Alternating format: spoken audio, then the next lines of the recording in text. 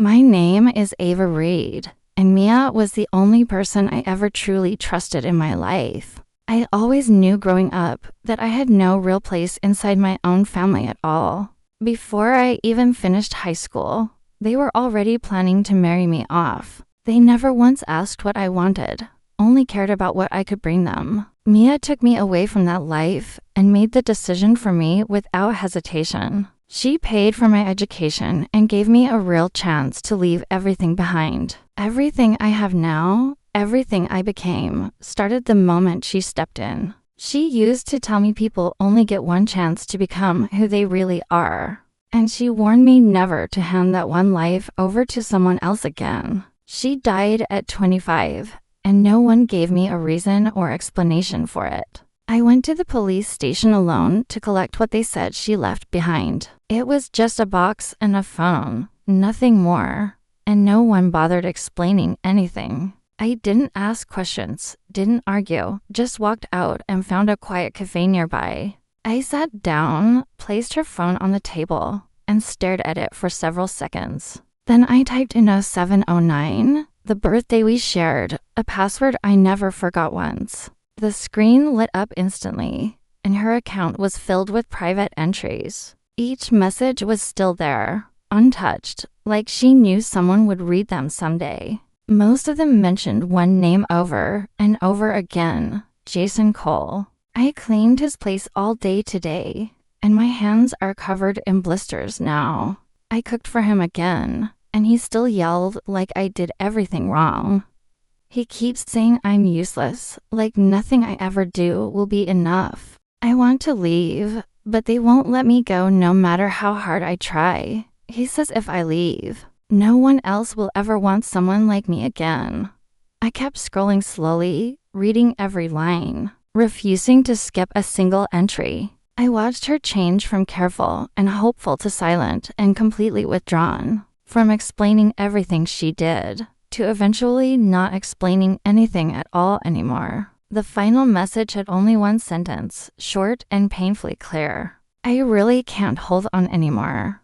I spent the entire night reading, and I didn't cry even once. My fingers pressed into the table so hard my nails dug in without feeling anything. By the time morning came, I already knew exactly what I was going to do next. I didn't go to the police, and I didn't ask anyone else for help at all. Instead, I signed up for an exclusive high-end matchmaking platform that same day. I completed my profile, upgraded to the highest tier, and waited for contact. A consultant reached out quickly and asked what kind of partner I was looking for. I didn't describe anything, didn't list traits, just sent Jason's photo directly. Then I said one sentence, simple and clear. I want him. There was a pause on the other end, like they were unsure or hesitating. But in the end, they agreed and arranged the meeting anyway without further questions. We met for the first time at an expensive restaurant far beyond his usual world. He arrived early and kept adjusting his sleeves, trying to look composed and confident. The suit didn't fit him well. The lines were off, and the tag was still attached. He didn't notice it, and I didn't point it out or say anything at all. He opened the menu, flipped through 2 pages, then stopped, clearly confused by it. There were words he didn't understand, dishes he couldn't recognize or pronounce properly. I took the menu from him and ordered for both of us without hesitation. My tone was calm and natural, like this was something I had done many times before. He relaxed almost immediately and started talking more, thinking he regained control again. He talked about his job, his plans, and the kind of life he wanted someday. I listened the entire time, nodding occasionally, smiling just enough to keep him comfortable. After that dinner, I didn't contact him first or show any urgency to reconnect. I waited, knowing exactly how long it would take before he reached out again.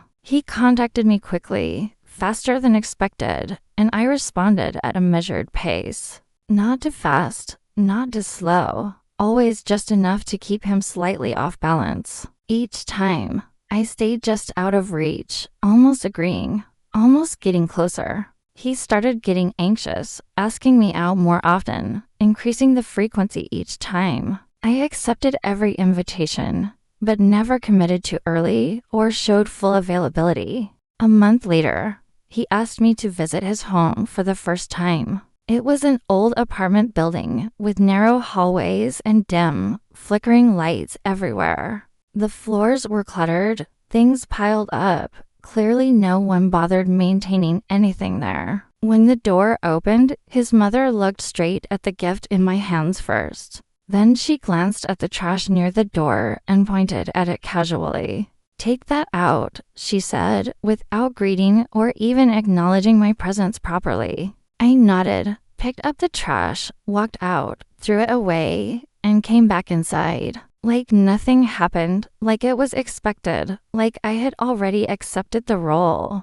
In the kitchen, his sister-in-law stood at the stove and glanced at me briefly. She gave a small shake of her head, subtle, like a quiet warning I understood. I saw it clearly, but I didn't respond or react in any visible way. I stayed, and after that day, everything fell into a predictable routine pattern. I arrived early every day and left late, always bringing expensive ingredients with me. Steak, seafood, imported fruits, things they had never bought for themselves before. The kitchen slowly changed, meals improved, but their attitudes never shifted at all.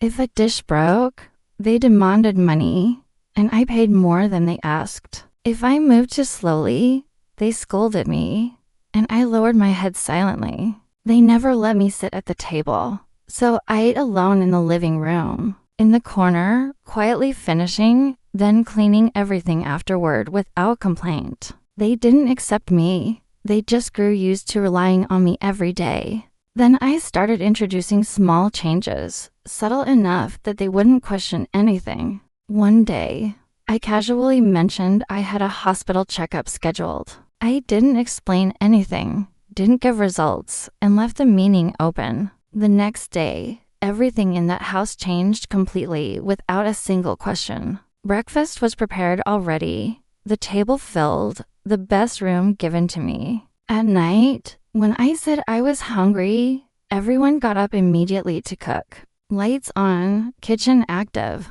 all of them circling around me like I mattered suddenly, like I was something valuable, something they needed to protect and keep close. I didn't correct them, didn't confirm anything, just let them believe what they wanted. Then I started taking them out, places they had never stepped into before. Charity galas, private parties, high-end restaurants where everything felt unfamiliar to them. At first, they were uncomfortable, but slowly they started copying people around them. They mimicked speech, behavior, ordering drinks, pretending they belonged in that world. Then they started spending money, more each time, without hesitation or restraint. I didn't stop them. I let them continue until they no longer questioned anything. The house came next, and I was the one who suggested it first. I brought them to the most expensive villa district, full of buyers and attention. With people watching, they grew louder, more aggressive, needing validation from others nearby.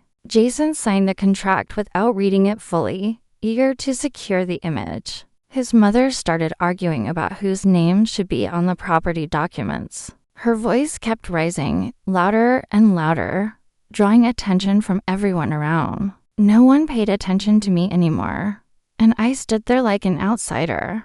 That was the moment everything was already over, even if they didn't realize yet. The wedding was arranged quickly. They rushed it, and I didn't delay anything. I only made one request, that the entire ceremony be broadcast live publicly. They thought it meant status and recognition, something that elevated their image. But it wasn't that at all, not even close to what they imagined. On the wedding day, the hall was filled, lights bright, music echoing everywhere. I walked onto the stage, and every eye in the room turned toward me. The host handed me the microphone and asked the expected question calmly. "Do you agree?" I took the microphone, paused briefly, and then spoke clearly into it. "My name is Mia. I don't agree.